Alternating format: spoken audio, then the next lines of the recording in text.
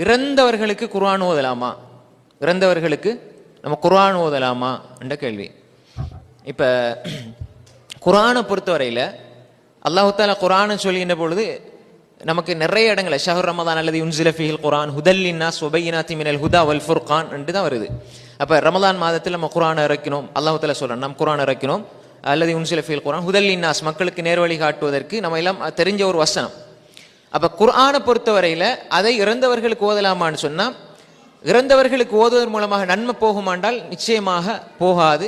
இறந்தவர்களுக்காக குர்ஆன் ஓதப்படுறதுக்காக இறக்கப்படவில்லை. இறந்தவர்களுக்காக நீங்கள் ஓதுங்க நன்மை கிடைக்கும் என்பதற்காக வேண்டி குர்ஆன் இறக்கப்படவில்லை. ஆனால் குர்ஆன் ஓதி ஓதி அனுப்புறது என்பது அது ஹதீஸில் சொல்லப்படவில்லை.